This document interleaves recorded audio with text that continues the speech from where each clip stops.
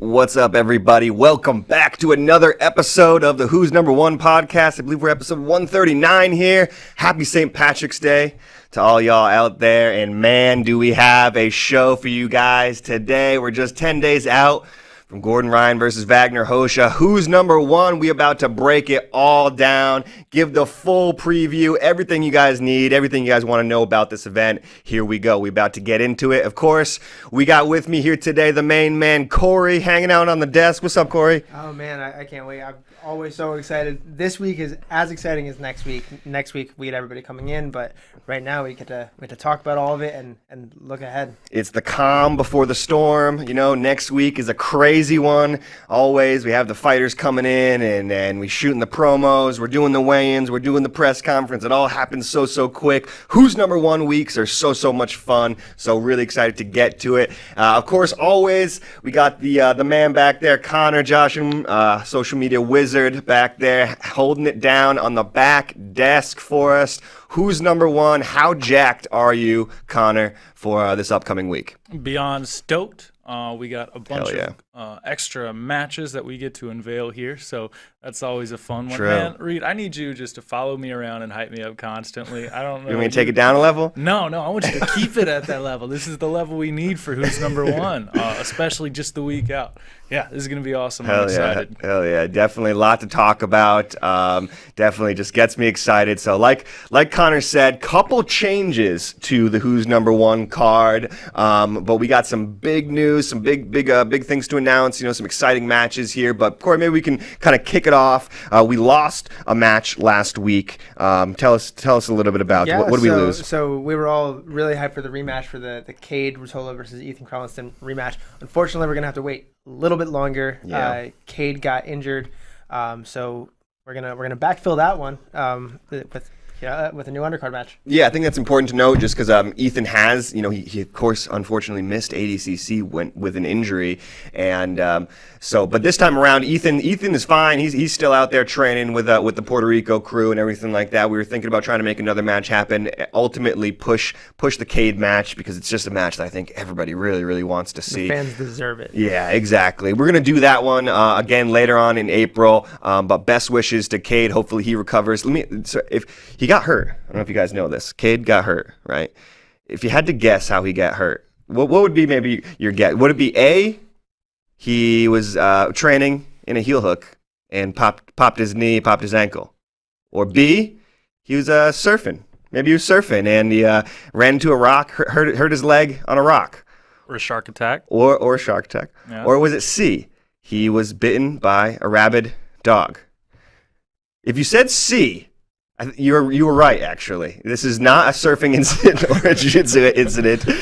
Sounds like there was some crazy incident. Cade got hurt, bit by a dog. So definitely, hopefully he's doing all right, Cade. Hopefully you're doing all right out there. And speedy recoveries because, I can't wait to see that one again. You think that's the right decision, Connor? We push the match back to April and do this one right?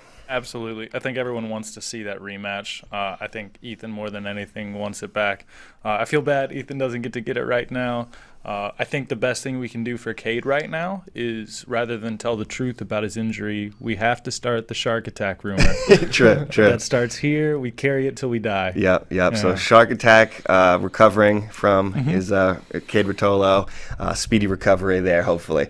So we're down a match. So that means, we had to scramble to find a kind of a replacement match, a new match to put on the card because we want to keep these things top level, elite competitors only, the best of the best. And, we landed on a pretty fun match here, I think. You want to give us a little preview of it here? Yeah, so Andrew Tackett stepped up. There you go. We've been keeping an eye on him for good reason, right? The younger brother of William Tackett, every bit as fierce. Who's his opponent? Sean Yadamarco, I believe is how you say his last name there. He's a Renzo Gracie guy. Actually, we just saw him a couple weekends ago. I saw him win brown belt, I believe it was medium heavyweight division at the Dallas Open. Won gold there, so kind of wild. We just saw Sean out in Dallas working on his heel hook game and stuff like that. And now just a few days later, he gets the call to fight Andrew Tackett.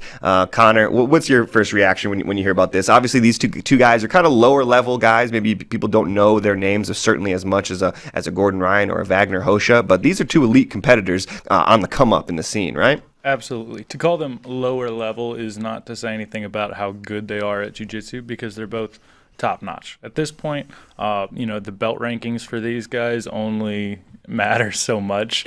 Both of them are probably down to take on whatever black belt's willing to throw their name in there if they would be able to. It's exciting. Both of them can wrestle. Both of them are down to go in there and scrap. Sean Yadamarco's actually, I think he's either the head coach or the secondary head coach over there at Immortals Jiu-Jitsu out in New Jersey. And I know that Renzo Gracie, Jersey area, they get some really good jiu-jitsu out of there. So it's going to be good. You match that up with Brazilian Fight Factory. That's a prelim match for the ages. Yeah, those Jersey guys, they definitely breed them tough over there. Shout out to the Salt and the Strangles, fan of the show, who I believe trains with Sean out there at Immortals Jiu-Jitsu. I believe Sean also has a wrestling background. Of course, he comes from the Jersey Kenzo kind of family, so he's got a leg lock game. But you've been out to Brazilian Fight Factory a couple times now, right? So we went up there a couple weeks ago to do some filming with Yuri Smoys when he was up there, and Andrew looks great. They were playing this leg entanglement game. We talked about it a couple weeks ago, but I just recall Andrew looking at me and asking me like, "Hey, do you want to jump on the mat? I think it'd be a lot of fun." And I thought, no, I absolutely don't want to jump. I don't want to jump on the mat with you right now. It looks like you're tearing people's limbs from their bodies. Yeah, he's a long guy. Andrew's been out there killing it a lot lately. He just had a match with Damian Anderson, who's a Renzo guy, not too long ago. So Andrew's going to be familiar with the Renzo game, I feel like. And if he obviously Andrew's accomplished a lot already, but man, if he is half as good as William is, this kid's going to be great. That Damian Anderson match, that was a no time limit match. I think it went like 45 minutes or something like that. Yeah. It was a deep match. So he's got the gas tank for the 15-minute. Who's number one rules? That's the thing about those young 16, 17-year-olds is that they just never get tired. It's no fun. It's no fair. I mean, anyway, another big match here that we announced last week that we didn't really get a chance to talk about here. Really, really fun one. We've been trying to get Colabote on the show for a little while here now, and so we got him. Colabote versus Ned Johnson. This is one of your buddies out there at 10th Planet, Austin, Connor. Huge match. You got a couple clips here of Cole. This is when he's a little younger. He's I see pictures of him now, and I can't believe how old and mature he looks, because this is just not too long ago. I believe this is just 2019. So you got Colabote versus Ned Johnson. Corey, what are your thoughts on this match when you first heard it here? Yeah, we always like to see Colabote, right? Mm-hmm. He's the next big thing coming out of the AOJ camp, and I think he just turned 16, so he's a blue belt now. But it's almost unfair to call him a blue belt, right? Yeah. The level of his jiu-jitsu is, I mean, we've been watching it for a while, but Ned Johnson's been around for a while too, and I think he did pretty well at it was like an EBI style tournament. I think he took first or second in that tournament, so he may have the solution that a lot of people have been looking for. Yeah. I mean, like you said, I think if you've been on the channel, you've seen Cole out there before. He's a Texas guy, San Antonio guy. He used to train down in San Antonio with Rodrigo Pinheiro for many, many years, growing up down there. And then, of course, to take his jiu-jitsu to the next level, he went out to Costa Mesa, California, and joined up with the Mendez brothers. From what I've heard and what I've seen, we've seen Cole a couple times. He's really making huge strides in his jiu-jitsu, and is going to be kind of, we're talking like the next Roberto Jimenez type of guy. This guy's on fire. But he has a game opponent, Ned Johnson from 10th Planet Austin here. He just did have a great showing at this last tournament that you were just talking about, Corey. Connor, I know you're familiar with Ned. What can we expect from him? Ned lives in the training room. There you go. He's been running not only his expert level jiu-jitsu classes, but he even gets in there and throws down with some wrestling courses. And you know me, I'm very particular with the kind of wrestling classes I take. But he is only Greco-Roman, right? Only Greco-Roman suplexes. Yeah, and yeah. Starting another rumor here, Ned is a Greco machine now. Yeah. But yeah, I'm excited to see what's up. Like I said with Marcelo Cohen versus Mikey Mustameshi, I say we keep throwing up names up there and seeing if people can snipe them. I'm excited to see what Ned can do here. Yeah, and I believe Ned beat Andrew Tackett in that tournament. Is that right? Does anybody know? We'll have to check it out. We'll have to check out the results. But I know Ned's game. He's an Austin guy. He's definitely going to be coming in as the underdog versus Cole. But from what I understand, I think those 10th Planet guys really kind of relish the underdog role. It seems like I think they like being counted out. So here's the perfect match for Ned. So Ned versus Cole. That is going to be on the Who's Number One card as well. So make sure you guys tune in early because there's just so many great fights on this card. Let's move it along here, though. Let's keep kind of talking about who's number one. I just got back from Vegas not too long ago, Las Vegas, Nevada, just a couple days ago. I went out there to visit the one, the only Mikey Mustameshi as he prepares for his Who's Number One debut. Got to see a lot of fun things. Anyway, got to see him training out there and stuff like that. We even got a couple little highlights of his training camp. But have you guys gotten a chance to take a look at some of his training here? What are you gleaming from Mikey's nogi game? The last time we had this conversation, I think it was maybe the last podcast, the one before, I talked about being curious how Mikey's gi specific game would apply in a no-gi setting, right? It's really cool to see the way he's using his inversions and his grips, even a little bit of leg lock action here. Yeah. And just, as I've said before, I'm really impressed with his passing. I've always been impressed with the way he passes guard when he gets there, and I think it applies very well to no-gi, and that's kind of what we got to see here. I feel like you kind of have like a similar game to Mikey a little bit. You're certainly one smaller guy, play a lot of the game that he plays. When you watch him doing the no-gi stuff, transferring a lot of the same things that he does from gi to no-gi, are you looking at kind of like things and how to apply these to your no-gi game too? Absolutely, because the hardest thing taking an inversion heavy, berimbolo heavy game and making it no-gi is the lack of grips, right? Or the difference in grips. So watching the way that he sets this up differently. Just cupping the heel right there. Right. And then the follow-up grips are huge, right? He focuses a lot more on that twister hook rather than, maybe a pant grip. There are a lot of little details I think we can all take from the way that he applies his game in no-gi. How about you, Connor? You got a chance to watch some of this Mikey training no-gi stuff? It's pretty wild. Yeah, absolutely. I mean, it's you get curious what it's going to look like, and you expect it to be something super different. But, without the gi, Mikey is still just a technical master. He's a genius. How he moves it almost seems like there just isn't many answers for the questions that he puts out there. It gets me just more excited. He's in there. The questions we have about heel hooks, the clips that we got to see, it looks like he was doing really well with protecting leg entries.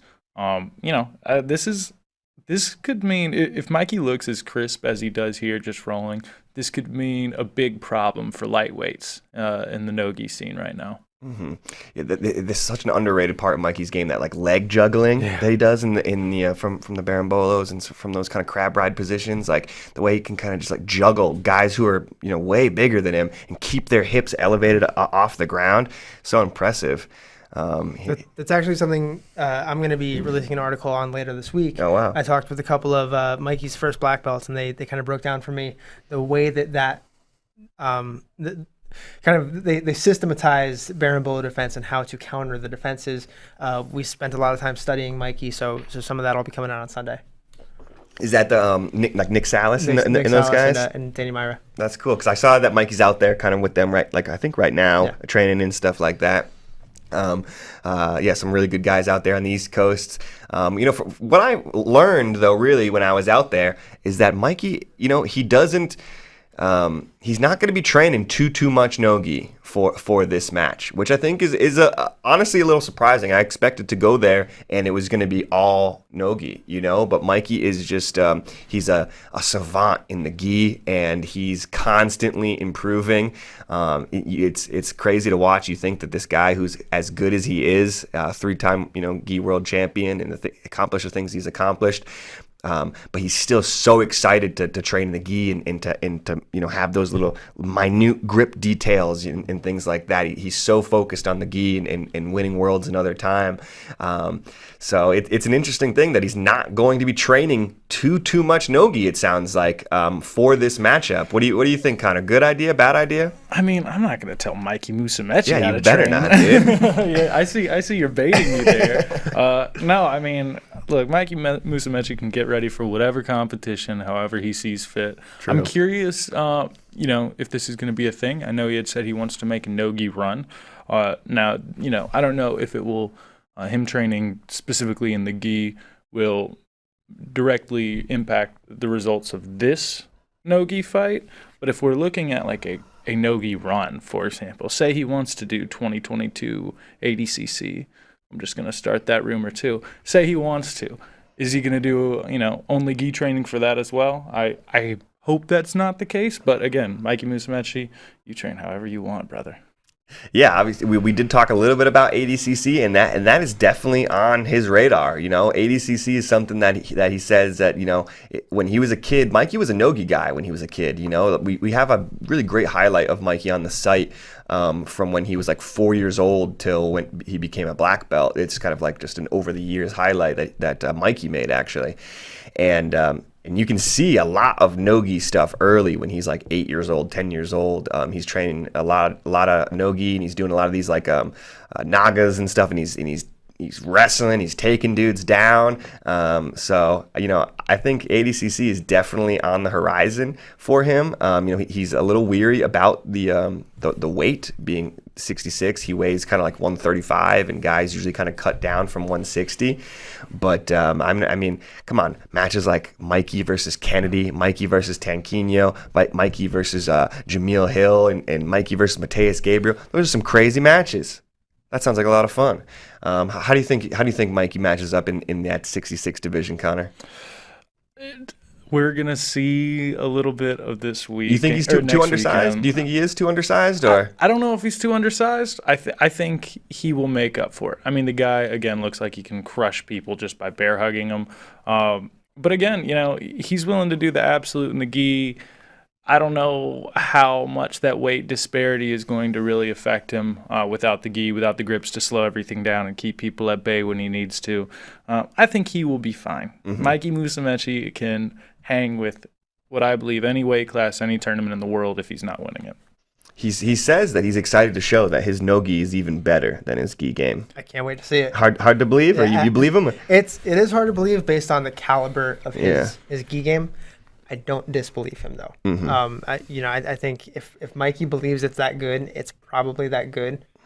Just a quick thought I had on the ADCC discussion. Right? Yeah. I'd be really curious to see what Mikey's wrestling looks like because that's something that people have gotten away with not having wrestling in ADCC, but it's a definite advantage, right, to be able to wrestle, especially in a division with Tanquinho and Kennedy. Guys like that who are going to make you wrestle them. Yeah, and I think that's what Mikey's so good at, too, is like he's a winner. He really is first kind of a winner. And he's a guy who can look at a rule set, look at a competition or whatever, and understand immediately kind of like what he needs to do to win. And I think, or he'll put the work in to understand what he has to do to win. So I think that's something he'll do for ADCC. Okay, what do I need to do to win these competitions, or what's the kind of the route to win these competitions? And wrestling is certainly a part of that. So I think he'll bring wrestling into his game just because it's you have to. Right. You have to at this point in ADCC, I feel like.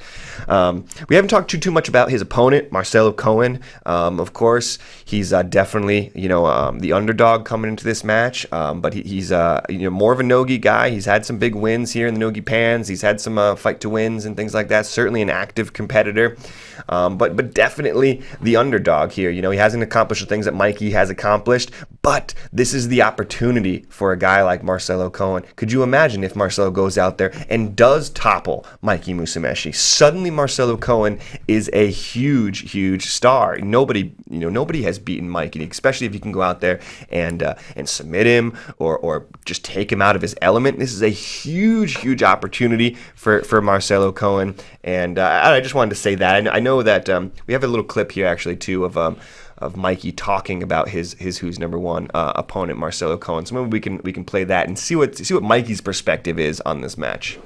It'll be an awesome match. I respect Marcelo a lot, and it should be fun. You know, we all compete, win or lose. We're all there to learn together, right? You know, so I hope that he could expose a weakness in my jiu-jitsu. You know, that's why I'm competing. If he could expose a weakness in my jiu-jitsu, I'm going to improve because I'll fix that weakness. So if he exposes that, it's a win for me. If he doesn't, and I win the match, I win anyway. So it's a win-win. You know, so that's how I see competing with anyone. You know, so I'm grateful to him for taking the opportunity to compete with me, so he could try to expose my game and fix holes in my game for me. Certainly an interesting perspective there. Connor, I know you just were out there competing, right? You competed last weekend? A little bit of a smaller stage. Oh yeah. What do you think about Mikey's perspective on competition? I think he's approaching Marcelo like he would almost like a practice partner, it sounds like, and I don't think that means he's looking past him. I think that really speaks to, you know, the value that Mikey finds in competition. I think, you know, competition is where he, you know, pressure tests himself, and this is just another example of that. And you were saying earlier, you know, if Marcelo is able to snipe him, that's absolutely possible. And if Marcelo is, you know, like Mikey said, that may show some blaring holes in Mikey's no-gi game if that's the case. Like, then we got to start shelving this ADCC conversation and go, you know, if Marcelo can take you out, is that a critique on Mikey's game, or is that like, you know, a leveling up of Marcelo? I think that's a fair way to question the fight. I think if Marcelo can beat Mikey, that's got to be a guaranteed ADCC invite. Absolutely. Right? Yeah. I think if he takes him out, that's got to be a guaranteed invite. We'll talk to Mo about that. We'll figure that one out. We got you, Marcelo. Yeah. Yeah, for sure. So when you go out there and compete, Connor, are you thinking, man, I hope this guy can expose all the weaknesses in my game? I have a feeling me and Mikey have a little bit of a different style. I'm more of a, how can I, like, you know, cheese grate people as much as possible. You know, I respect get out unscathed. Yeah. Exactly. I respect the Vagner Hosha response. Yeah, I don't know. I think I would love to hear what Corey says. Corey has way more competition experience. Well, I think this goes to what Reed was saying about Mikey's winner mentality, right? It's not enough for Mikey to win a match.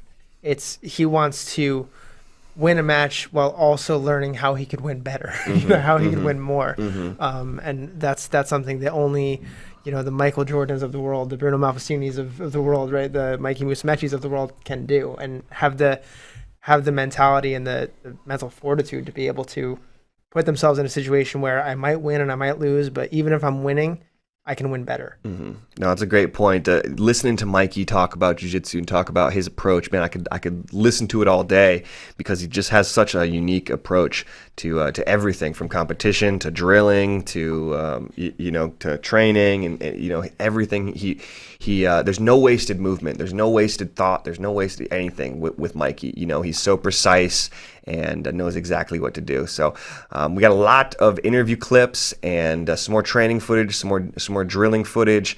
We got a whole bunch of stuff with Mikey kind of up on the site. I encourage you guys to go check it out, where he's talking about heel hooks, he's talking gi versus no gi, he's talking Marcelo, who's number one, and beyond. So if you're interested in Mikey, which if you're watching this show, of course you're interested in Mikey, definitely check it out on FloGrappling. We got a bunch of cool stuff with Mikey out there. So I can't wait to see him. Can't wait to see him. You know what he looks like here on Wednesday, and when he comes in, and can't wait to see what goes down on the Who's Number One mats, man. That's what makes it so exciting. So many question marks, and like these guys said, you know, you can't count a guy like Marcelo Cohen out. He's dangerous, and he's coming for the upset. So should be a lot of fun.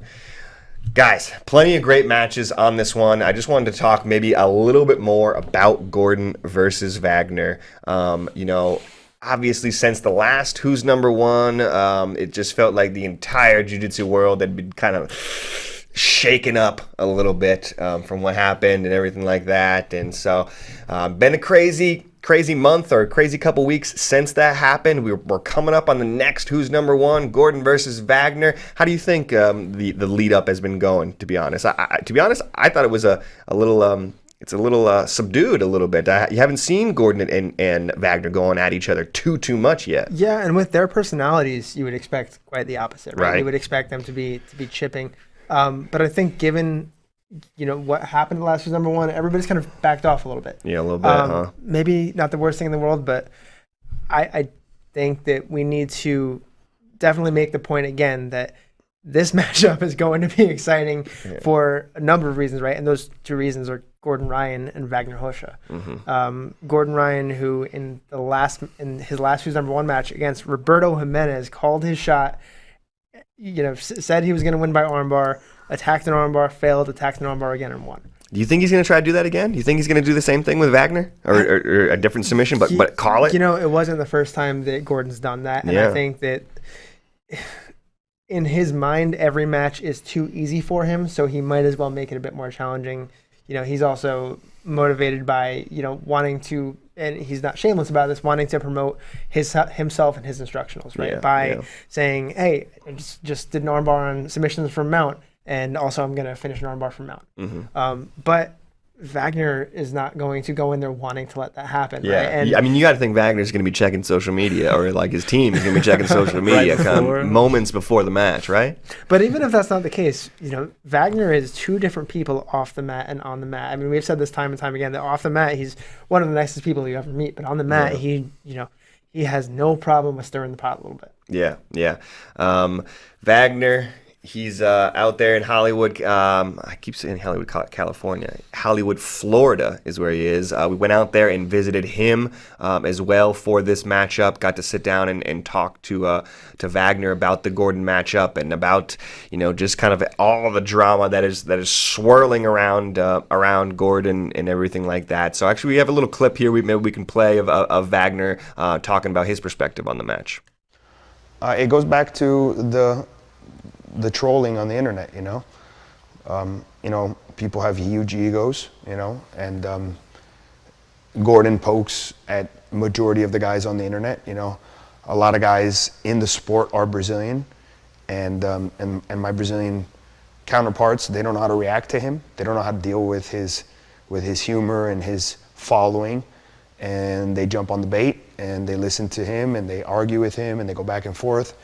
And and Gordon does fight on the Who's Number One stage, and the terms are set on his rule set and his time limit and whatever it is he wants to do. And being that he is the number one guy in the world, I get it. That's what he wants to do. Then that's where you got to fight him. And a lot of the guys that are at the top of the game, they're avoiding him.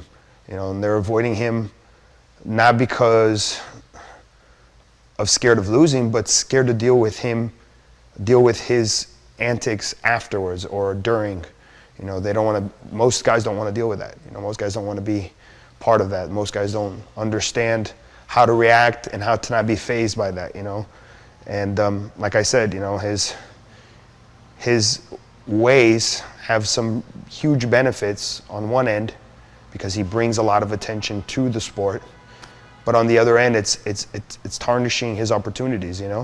He's had to fight two guys now that are not in his weight class, Roberto being one, which was a fight that, if Roberto had said no, it would have made, would have put him on the back burner again, and me, I'm just a guy who's willing to go and face anybody, my motto is anytime, anyone, anywhere, so I'm, again, not challenging anyone, I'm just here to live through something I've dreamt would never happen, do jiu-jitsu on a professional stage, be compensated for it, get recognized for it, and showcase, what I do best.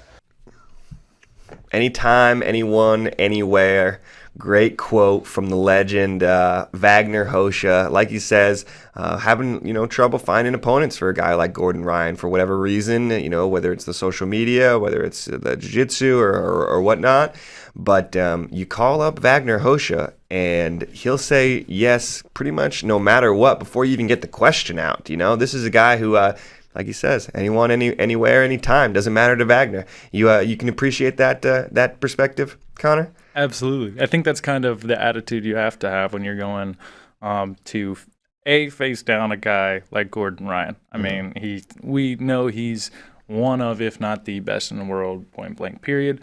Two, if you're going to deal with his, social media antics, you're signing up for both. It's not one or the other. Yeah. You can't really separate them unless you happen to fall into one of those, lucky few opponents like Roberto, where Gordon had quite a bit of respect coming into it. I think Mateus Diniz didn't end up being like a target of Gordon's social media wrath either. But even in those cases, Gordon will find a way to stir the pot with somebody. He did it with Hinaldo Jr. when Craig was facing Hinaldo and he was facing someone else, and that helped us stir that Atos versus DDS pot.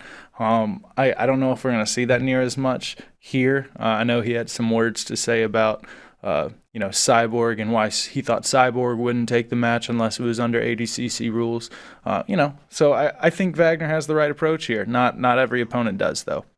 Yep, of course, we mentioned that it's been a little tame, the trash talk, but of course Gordon is still out there talking trash. Well, so and I'm wondering, this is something Wagner said in that clip, right, is that part of the reason that Gordon might not be able to find some opponents is because he's just that good. But the other part of the reason is because even if he's that good and you want to take the fight, you may be a little cautious because, okay, in the ramp up to and the ramp out of the fight, I'm going to have to deal with a barrage of social media. Yeah. Do you think that's hurting Gordon's ability to find a fight? Yeah, 100%. I think so. I mean, I think that's probably keeping him from getting fights more than just what he's done on the mats. I think collectively, and just like Wagner says, it's a lot of Brazilians that he's kind of has this rivalry with, and Gordon is just from that era, that time where he is just he's just on fire in social media. Like that is his Thunderdome. Like, you don't want to enter into the social media Thunderdome with Gordon because he's just so good at it, and I think that a lot of the guys know that, and especially in a 2021 world, when in a pandemic, when we're just like living on social media so much, that can start to torment your like actual real life, so I can understand why they're not into it. I hope we can see some of these matches that Gordon's talking about, so some of his rivals and stuff like that, but I have to imagine that it's definitely affecting things. I think Wagner, of course, we don't have to talk Wagner up too much. He's the things that he's accomplished in the sport, the who he is in the sport kind of speaks for himself. But Corey, I'm just wondering, obviously the things that Gordon we've seen Gordon do have just been incredible. If you were Wagner, what would your strategy be for going out there and taking on Gordon? I mean, the nice thing here for Wagner is that what Gordon is most likely going to do is going to play towards Wagner's strength, right? Yeah. Gordon's not going to wrestle with Wagner, and Gordon's not going to try and play top. He's going to pull guard and try and set up his A game, B game sweeps right away. Yep. That could work in Wagner's favor because the best place for him to be statistically is on top. He almost never gets swept by anybody. Yeah. Craig Jones was the last guy. I mentioned this before. Craig Jones was the last guy to sweep him. Craig Jones stayed on top for 15 seconds. And that's it in the last 2 years, only time he's been swept. Wow. So statistically, that's his best bet right now. How do you pass Gordon Ryan's guard? That's a whole nother question. Yeah, that's a whole nother podcast discussion is what you're telling me. Obviously, I think Wagner just needs to kind of do what he does, right? Do his what he does best out there. He passed John Blank's guard. He fended off the John Blank's leg locks and was able to pass his guard and get the win there. I think that's what he's going to be trying to do out there. Obviously, easier said than done against a guy like Gordon. But from what I've seen, we're got a lot of other stuff coming on the way too. And from what we've seen, Wagner's ready. He's not backing down from a challenge. Guys, it's about that time. I think we do some predictions. That's right. Everybody's favorite segment here on Who's Number One. We're going to predict all 7 matches. Corey, myself, and Connor. We're going to put on our thinking caps and do our best to call how this one's going to go down. I'm pretty sure I got all my picks right last week, last Who's Number One. You don't quote me on that. Can we fact check? I'm pretty sure I got all my predictions right. So hopefully we'll go 2 events for 2 events here. But let's dig into this right here, man. There's all 7 matches. A lot of big names up there. We'll start with you, Corey. Andrew Tackett versus Sean Yadamarco, the newest match on the card. Who are you taking? Yeah, Andrew Tackett is the purple belt in this purple versus brown belt matchup, right? That's right, yeah. But I still think both Andrew and William are doing incredible things right now. They're fighting up. They're taking opponents who, by all measures, should beat them. I have Andrew Tackett in this one. Andrew Tackett. There you go.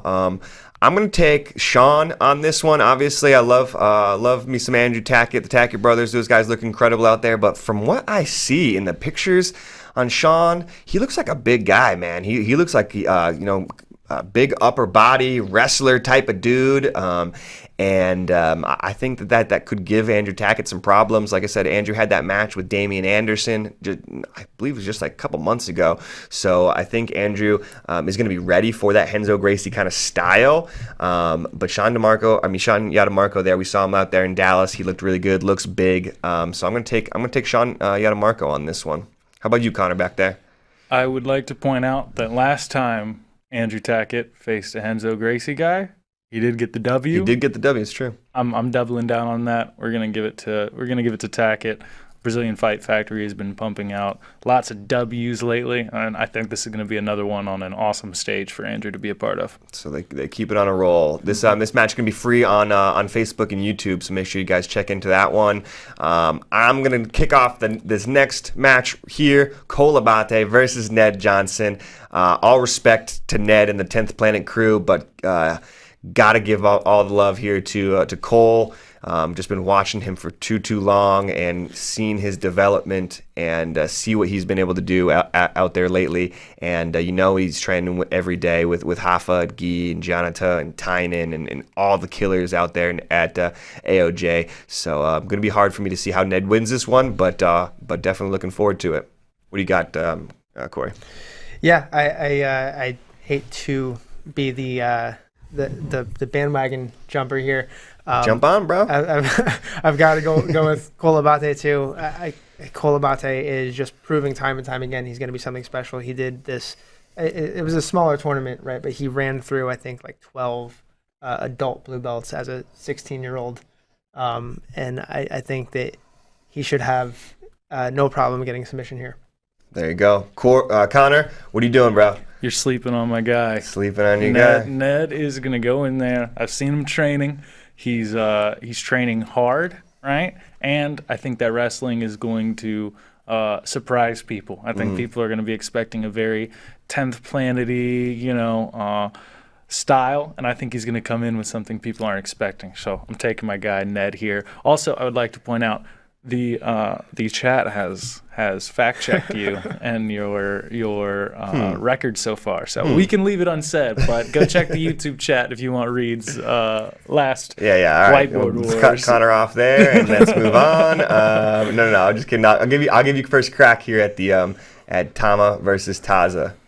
Ooh, you know what? Give me Oliver Taza. I like the Renzo style. I know Johnny can hang in those leg entanglements, but last time we saw, Johnny Tama face down, I believe it was Ethan Krelliston, which we talked about previously. It did seem like Ethan Krelliston was on the attack the whole time, and despite Johnny wading through that, I think attacks matter quite a bit. Give me Oliver Taza. There you go, Oliver Taza, Johnny Tama. What are you taking, Corey? This is a tough one. This is a tough one. So is this maybe the toughest match on the card to call? I was just gonna say I want to point this out. I think this is going to be the fight of the night. It just got bumped up from an undercard where it definitely didn't belong. Two high level guys. Yeah, to the first fight on the main card. This is fight of the night. I could see it going either way. One thing that I want to point out is that Johnny did a really good job of staying out of Ethan's leg entanglements, which I think is where both Ethan and Oliver Taza shine best. That being said, Taza definitely, he's proven to us that he has other submissions. But I think Taza has a solution here. I think he's going to play safe when he needs to. I think he's going to be explosive when he needs to. I think he finds a way to win. So you're going with Johnny Tama. Johnny Tama. Wow. So I got split. Johnny versus Oliver 1-1 here. Great matchup. I think this is tough. I keep going back and forth kind of on both these guys. Obviously Taza down there in Puerto Rico with the Denver Death Squad. Hard to count out him and his team. He's been on such a roll. But I'll agree with Corey here. I'll take Johnny Tama. I think, like I said, talking to him last weekend, it seemed like he's really kind of focused in on this match, knows how big of an opportunity it is to fight on who's number one against a guy like Oliver Taza. I think Johnny is one of the few kind of IBJJF guys who has the knowledge of the leg locks to compete with Oliver, so should make for some interesting scrambles. But I think Tama in this rule set, in this setting, I think he's going to have more tools to get the win. So I'll take Tama on that one. Let me just jump in here real quick. Absolutely we have not. Michael Sears, who has entered the chat to give his picks. Oh, God. Michael Sears. You may have heard of him. The mastermind behind Who's Number One, weighing in here. What do we got? So it's not going to show up on the board, but just to add this in, Michael so far is going with Yadamarco, Cole, and Johnny Tama. There you go. Okay, so another one for Johnny, another one for Cole, and another one for Sean Yadamarco. Another great match on the list here: Rafael Guerrez versus Maggie Grandaddy, Atos versus Fight Sports, two of the biggest teams in jiu-jitsu, of course. Opposite coasts, Florida and California. Two really great females on the come up, kind of in the black belt divisions. Rafael is very young in her black belt career. Maggie as well, really. Maggie's had some good matches on Who's Number One. She fought Liz Clay not too long ago, and so Maggie, no stranger to this stage. This is a big step up, I think, for Rafael. Just because she's used to kind of the IBJJF circuit, I feel like, and so doesn't do too many of these, although she has done fight to wins.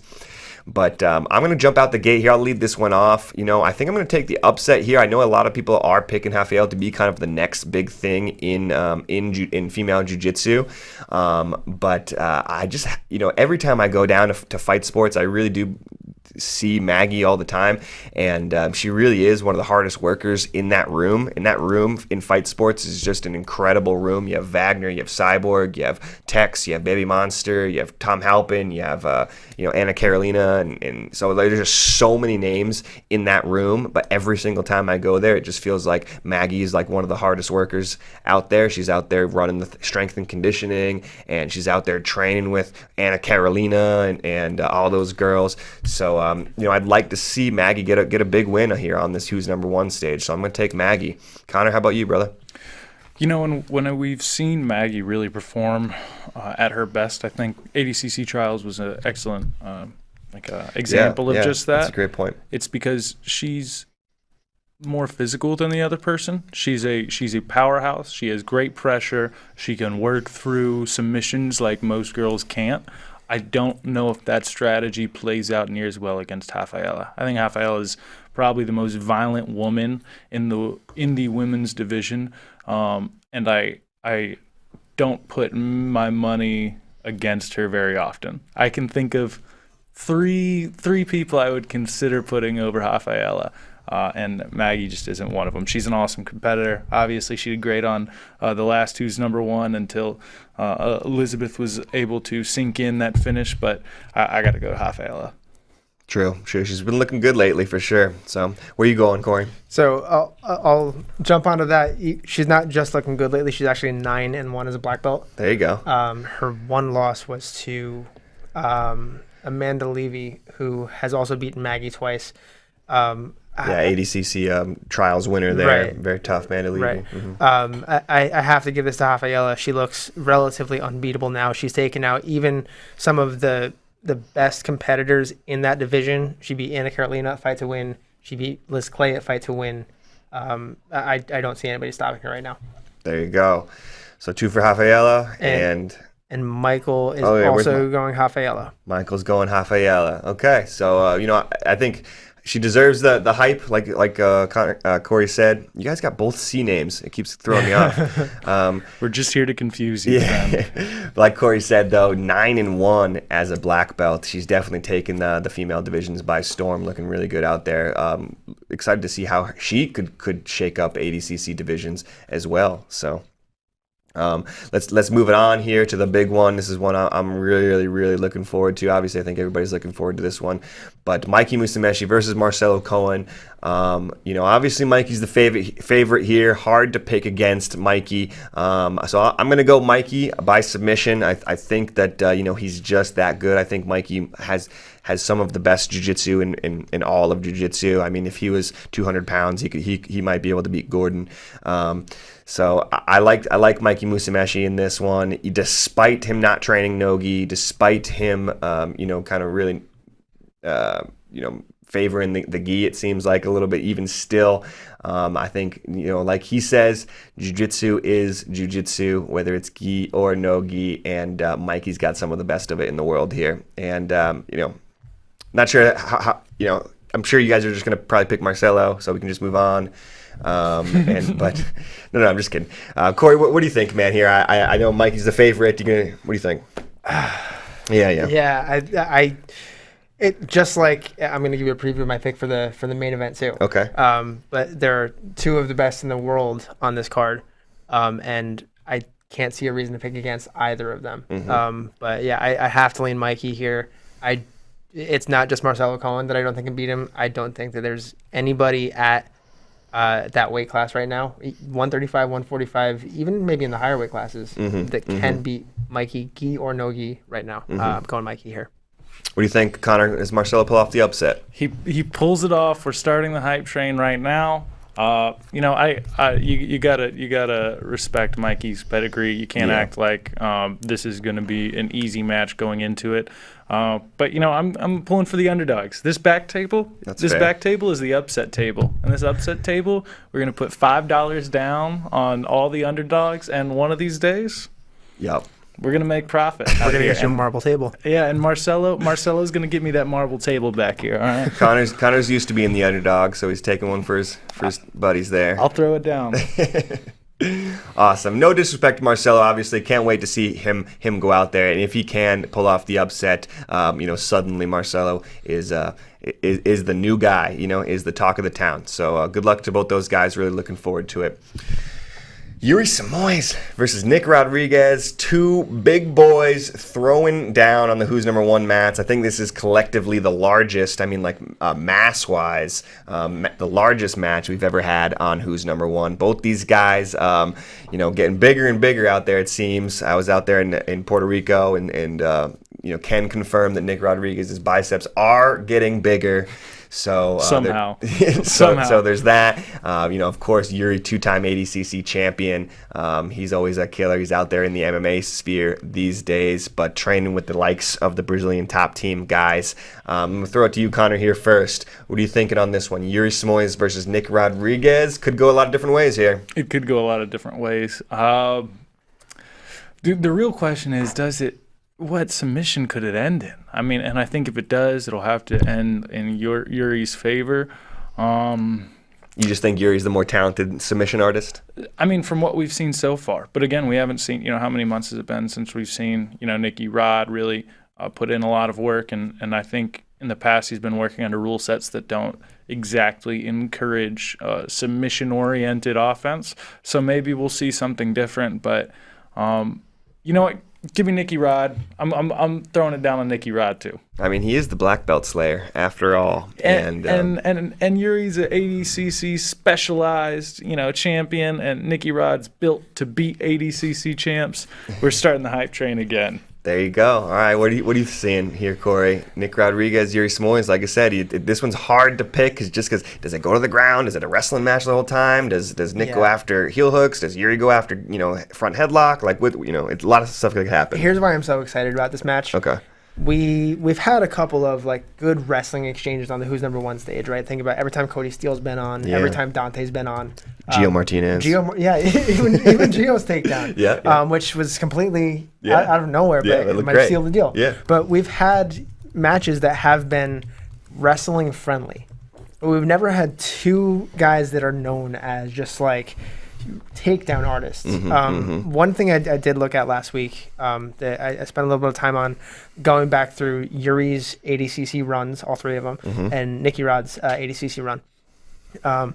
Both incredible takedown artists. This we already know. Nicky hasn't scored a point in ADCC.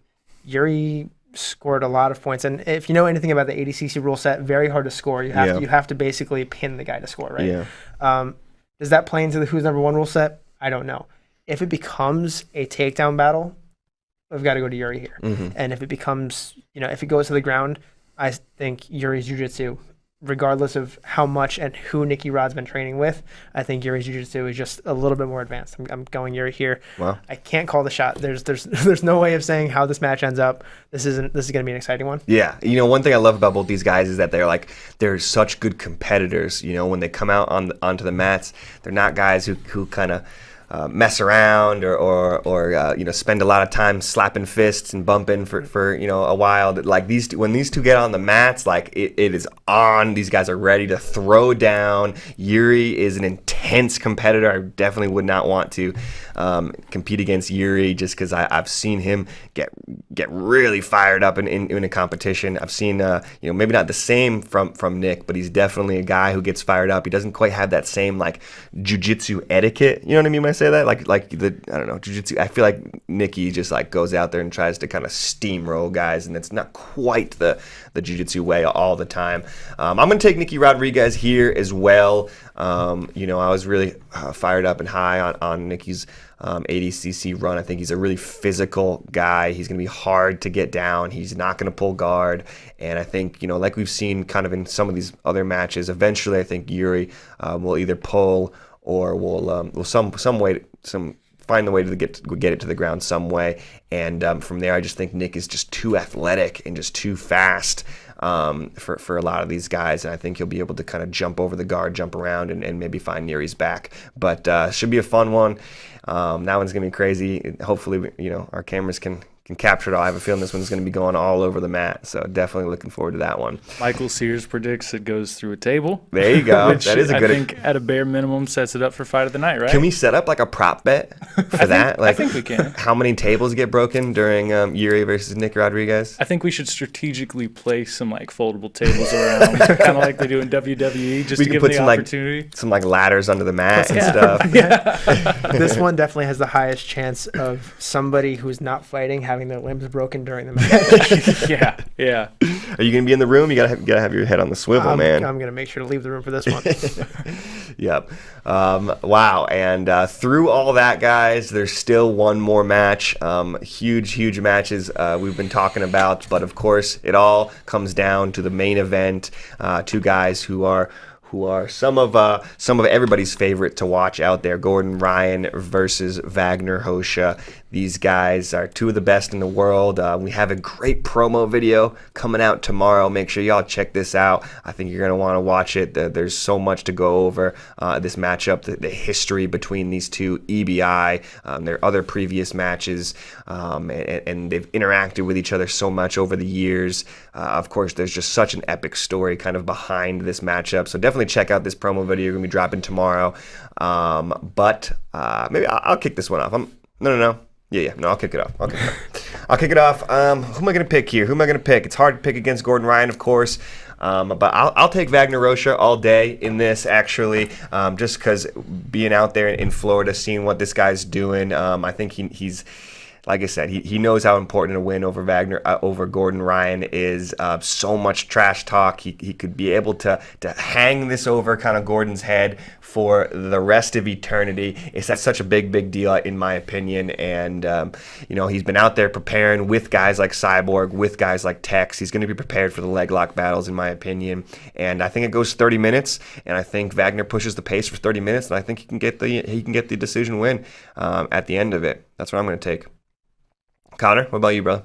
I pulled against Mikey. I can't pull against Gordon on this one. I got to go Gordon. I do think it is going to be interesting because I think Wagner's going to come in with a little bit of that physical game plan. I think his best chance is to frustrate Gordon in trying to snipe a submission rather than playing that, positional game with dominating and choosing exactly how he wants to finish. But when I think about this match, I think, okay, will Wagner be able to do anything Mateus Diniz was not able to? Mm-hmm. And for me, the answer is pretty clear. I just don't see, Mateus is at a beautiful technical pressure style jiu-jitsu, and while Wagner's jiu-jitsu is obviously world-class, top of the food chain, I don't know if it's technically better than Mateus, and it didn't help him any. So there you go. It's a good way to look at it. So you're taking Gordon? Got to take Gordon. Taking Gordon. What do you think, Corey? You have to know where I'm going with this one. All right, Wagner Hosha it is. Yeah. No, I'm just kidding. No, Wagner is the number 1 ranked middleweight. Yeah. He deserves to be there. Yep. He's the number 7 ranked pound for pound. He deserves to be there. Right? He's no chump. He's one of the best in the world. But you find me anybody who's on a 50-match win streak or a 38-match win streak with 16 of his last 19 submissions, that's the guy I'm picking. That's the guy. Whether it's Craig Jones or Roberto Jimenez, if any one of those guys ever hits a 38-match win streak with 16 of 19 submissions, picking them. There you go. So it's Gordon Ryan all the way for me. There you go. And of course, I do believe that Gordon Ryan could win this. Believe it or not, I do believe that. But of course, Gordon's amazing out there. I just think that at some point here, somebody is going to beat Gordon Ryan. I think that that's true deep down in my heart, that eventually here, Gordon Ryan is going to lose. It just happens, right? It happens to everybody. Everybody loses eventually. And could it be Vagner Rocha that hands him this first loss? When you make that bet, do you mind cutting me in? So I need that marble table out here. You know what I mean? I think that may be You're trying to upgrade your table? Yeah, we're trying to make this bougie back here. Okay, you know what I mean? Okay. But, when I think can Wagner beat Gordon, I think it's possible. So for me, eventually Gordon's going to lose. Why not Wagner Rocha? I think it's possible. But of course, we won't know until next Friday. Who's number 1? March 26th, Wagner Rocha versus Gordon Ryan, Yuri Smoys, Nick Rodriguez. Huge card. Plenty of great jiu-jitsu. If you're a guard player, if you're a passer, if you're a leg locker, whatever, if you're a wrestler, we got some jiu-jitsu for you to check out on this next card here. It's going to be incredible. I cannot wait for it. Corey, any last words here about this Who's Number 1 card? Anything sticking out to you?